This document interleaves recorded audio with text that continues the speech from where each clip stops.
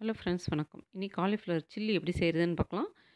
உப்பு, மஞ்சள்தூள் போட்டு கொதிக்க வச்ச தண்ணியில் காலிஃப்ளவர் போட்டு ஒரு 10 நிமிஷம் ஊற வச்சு எடுத்து 2 தடவை வாஷ் பண்ணி இந்த மாதிரி க்ளீன் பண்ணி வச்சுக்கலாம்.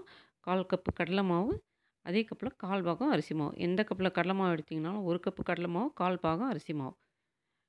ஜலிச்ச மாவு எடுத்து வச்சுக்கலாம். 1 டீஸ்பூன் சீரகம், 1 டீஸ்பூன் மிளகுத்தூள், 1 டீஸ்பூன் தனி மிளகாத்தூள், உப்புத்தூள் டேஸ்ட்டுக்கு தகுந்த மாதிரி போட்டுக்கலாம். 1 டீஸ்பூன் இஞ்சி பூண்டு விழுது எல்லாமே போட்டு நல்லா கலக்கிட்டு 1 ஸ்பூன் ஆயில் போட்டுக்கலாம்.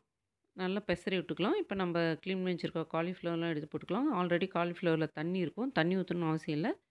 தேவைப்பட்டால் லைட்டாக தெளித்து விட்டுக்கலாம். கொஞ்சமாக நான் தெளிச்சுக்கிட்டேன் தண்ணி. பாருங்கள், இந்த மாதிரி இருக்குது. மாவு கொஞ்சம் பத்தாத மாதிரி இருக்குது. நான் மறுபடியும் கொஞ்சமாக மாவு போட்டுக்கிட்டேன். நான் கடலை மாவு போட்டுக்கிட்டேன். உங்களுக்கு கடலை மாவு, அரிசி மாவு எது விருப்பப்பட்டாலும் போட்டுக்கலாம். நான் கடலை மாவு தான் போட்டேன். நல்லா ஒட்டினாப்பில் இருக்கணும் மாவு.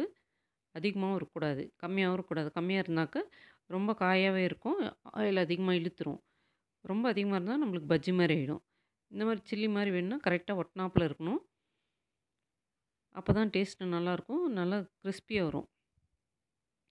2 பக்கம் திருப்பி போட்டு நல்லா ஃப்ரை பண்ணி எடுத்தால் நம்ம காலிஃப்ளவர் சில்லி ரெடி. இந்த ரெசிபி உங்களுக்கு பிடிச்சிருந்தால் லைக் பண்ணுங்கள், ஷேர் பண்ணுங்கள், சப்ஸ்கிரைப் பண்ணுங்கள். குட்டி குட்டியாக இருக்கிறதெல்லாம் முதல்ல எடுத்துடலாம். அதுக்கப்புறம் பெருசாக இருக்கிறதெல்லாம் ஒன்று போல் சேர்ந்து வரும், அதையும் எடுத்துடலாம். குட்டியாக இருக்கலாம், சீக்கிரமாக வந்துடும். பாருங்கள், பார்க்கவே சூப்பராக இருக்குது. டேஸ்ட் வந்து ரொம்ப அருமையாக இருக்குங்க. இந்த மாதிரி ஒரு தடவை செய்து பாருங்கள், ரொம்பவே நல்லாயிருக்கும். கருவேப்பிலை இருந்தால் இப்போ ஆயிலில் போட்டு அப்படியே ஃப்ரை பண்ணி எடுத்துடலாம். கருவேப்பிலையும் எண்ணெய் அதிகம் இழுக்காது இந்த மாதிரி செய்தோம்னா. தேங்க்யூ.